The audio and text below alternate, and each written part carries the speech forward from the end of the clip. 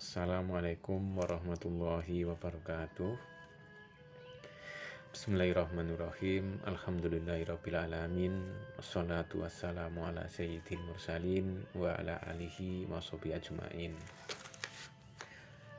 Jamaah yang dimuliakan oleh Allah, kesempatan kini kami akan menyampaikan suatu topik terkait dengan istiqomah mengemban kebenaran.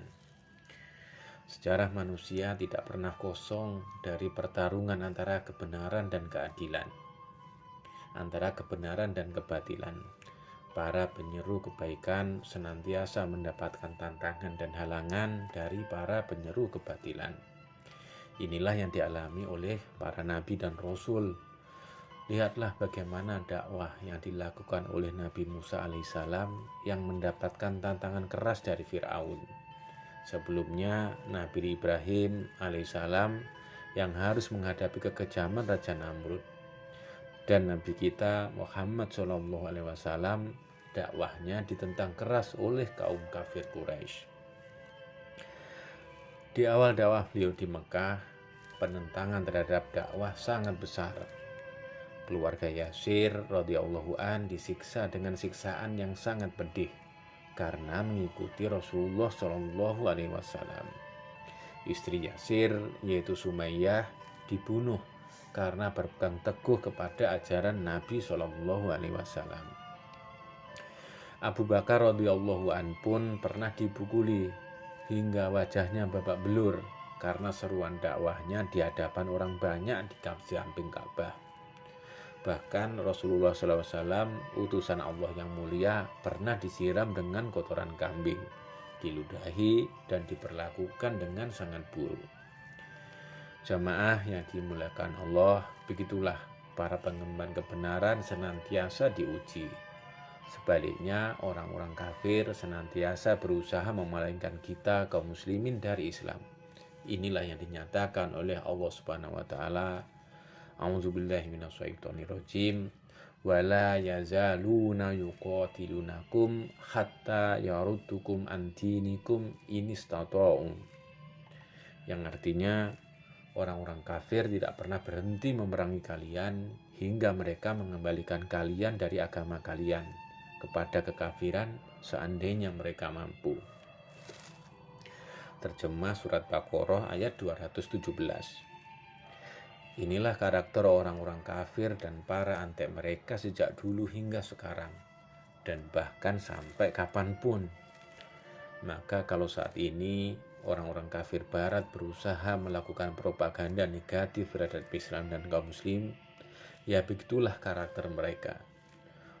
Tujuannya hanya satu, yaitu membungkam dakwah Islam agar umat manusia tidak tertunjuki ke jalan kebenaran.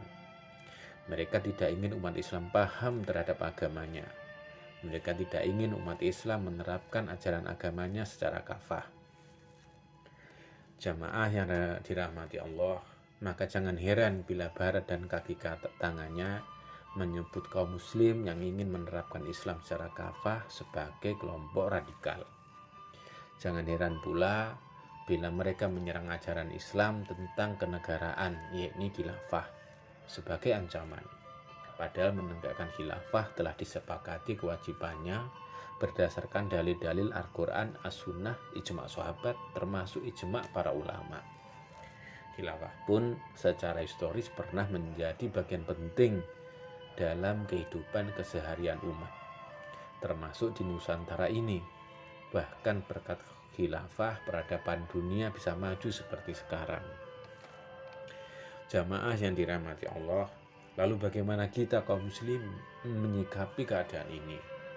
Mari kita belajar kepada baginda Nabi SAW dan para sahabat ridwanullah alaihim. Mereka tidak takut dengan ancaman dan berbagai perlakuan buruk.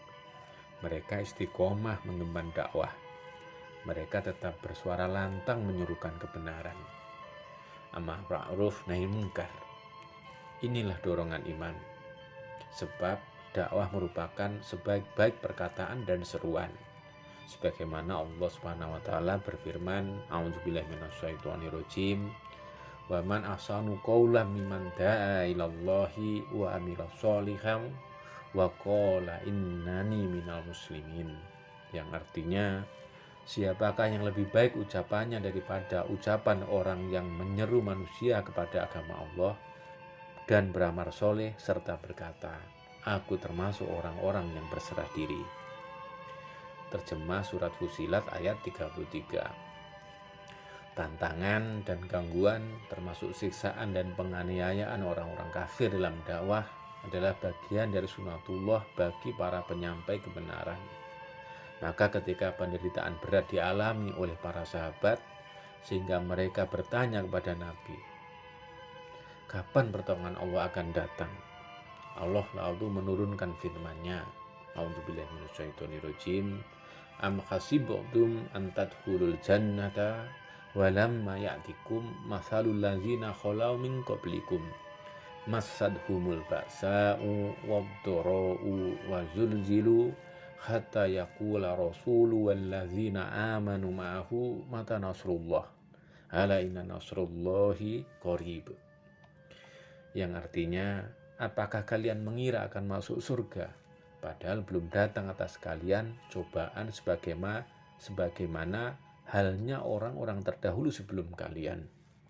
Mereka ditimpa oleh malapetaka dan kesengsaraan serta diguncangkan dengan berbagai macam cobaan, sehingga berkatalah Rasul dan orang-orang yang beriman bersama dia, kapan datang pertolongan Allah? Ingatlah, sesungguhnya pertolongan Allah itu dekat. Terjemahan surat Baqarah ayat 214. Jamaah yang dimuliakan Allah, harus ada keyakinan dalam diri kita bahwa kita punya Allah. Allah lah tempat kita bergantung dan meminta pertolongan. Ingatlah firman Allah Subhanahu wa taala, A'udzubillahi minasyaitonirrajim, hasbunallahu wa ni'mal wakil. Cukuplah Allah menjadi penolong kami dan sebaik-baik pelindung. Terjemahan Quran Ali Imran ayat 173. Karena itu, sabar dan tawakal kepada Allah harus ada dalam diri kita. Jangan pernah kita bertawakal kepada manusia, sebab tidak layak manusia jadi tempat bergantung kita. Akhirnya Islam harus didakwahkan, disuarakan dengan suara yang lantang, tidak boleh berhenti hingga akhirnya Islam bisa tegak di muka bumi menjadi rahmatan lil alamin. Semoga Allah menolong kita, menolong hamba-hamba Allah yang berjuang di jalannya, dan menjadikan kita semua sebagai pilar-pilar tegaknya Islam di muka bumi ini. Amin. Assalamualaikum warahmatullahi wabarakatuh.